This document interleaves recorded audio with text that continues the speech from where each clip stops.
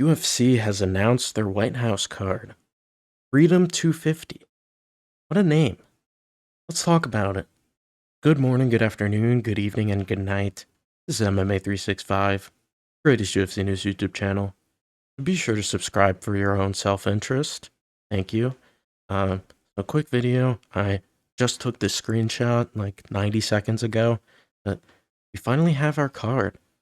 Let's start from the bottom, or from the top, and work our way down. Ilia Topuria versus Justin Gaethje. Yeah, I mean, there was some smoke about something else, but kind of expected. This is what we were gonna get, and um, yeah, I feel like Justin Gaethje probably gets colded in round one, maybe round two, um, but this is the fight that you have to make. Champion versus interim champion, and then speaking of interims, Alex Pereira versus Ciryl Gane for the interim heavyweight championship. This is the exact fight that I wanted. This is the exact scenario. I wanted Yuri versus Carlos Solberg, Alex Pereira versus Ciryl Gane. They listened to me. They did it. They didn't actually listen to me. But yeah, Alex Pereira has a chance to become the first champion in 3 separate weight classes, which is completely insane and unprecedented. And Ciryl Gane gets a chance at some more action coming off of his eye poke, no contest over of Tom Aspinall. Yeah, I think this is a great fight to make. Keep the heavyweight division busy while Tom Aspinall is in recovery. They also had announced on a different card, I believe UFC 328 in May, that will be Alexander Volkov against Walter Cortez Acosta.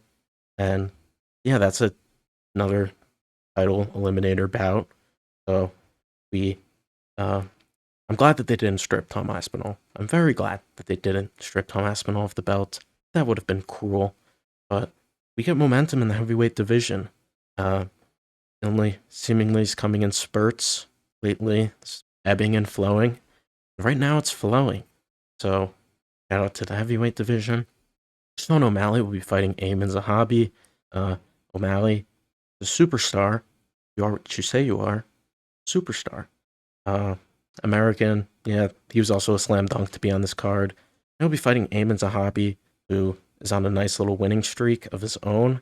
And American versus Canadian here. I hope that people don't go too ham on that. Be nice to the Canadian fighting on the White House, please. That would be nice. But yeah, this kind of does feel like a step down for Sean O'Malley. He's coming off of a win over Song Yadong, who was ranked 5th in bantamweight at the time.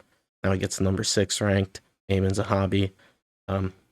But staying busy, and yeah, it seems pretty obvious at this point. We're getting Merab versus Petr Yan, the trilogy. So, yeah, this is kind of a de facto title eliminator for after that rematch is sorted. This is Sean O'Malley. He's beaten Petr Yan in a very contested fight, but has 2 losses to Merab. Whereas Eamon Zahabi, he's on the rise. We still haven't seen him fight against any top guys. So this is really his debut in the stardom. Good for him. Mauricio Hoofy will be fighting Michael Chandler. I mean, Michael wanted Conor, I'm sure, but that he's getting Conor too.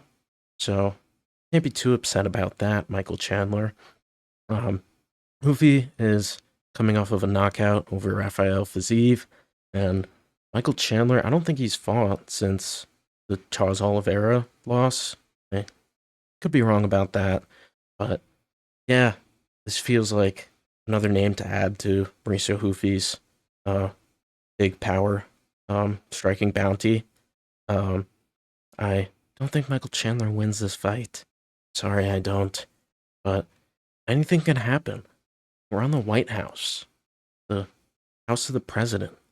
I don't know. Maybe Michael Chandler has some juju in him, some extra mojo, like some spice, some patriotism. Who knows? And then also another slam dunk.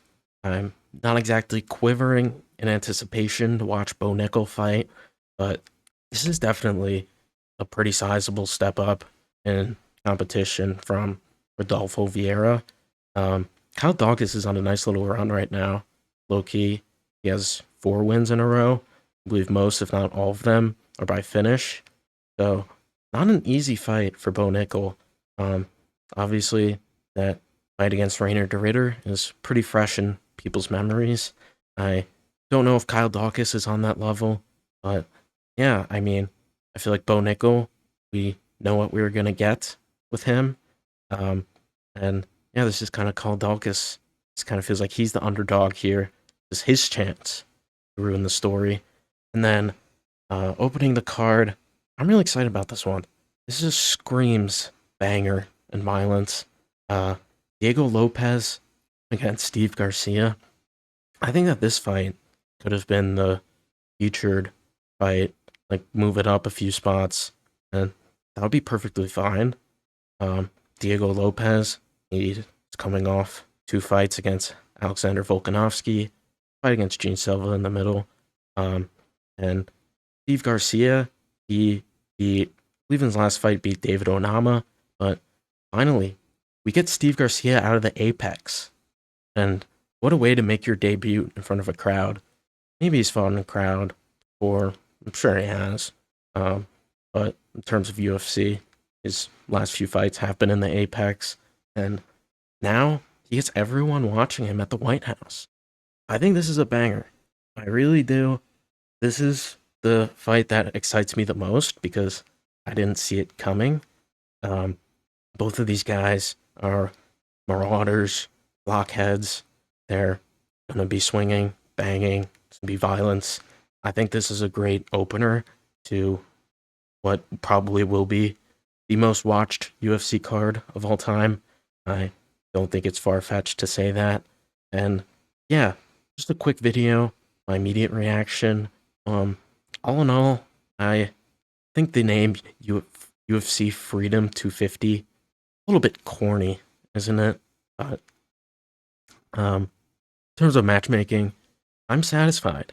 No Jon Jones, no Conor McGregor, just the regular UFC roster that us fans know and love. There's something for everyone here, and I think this is great matchmaking. I think this should be a really fun card. I hope the event can run smoothly. Obviously, there's a lot of logistics to be determined fighting at the White House, but on paper, these are banger fights, and that's exactly what I was hoping for. So that'll conclude this video for now. Be sure to subscribe if you enjoy this type of content, and thank you for watching.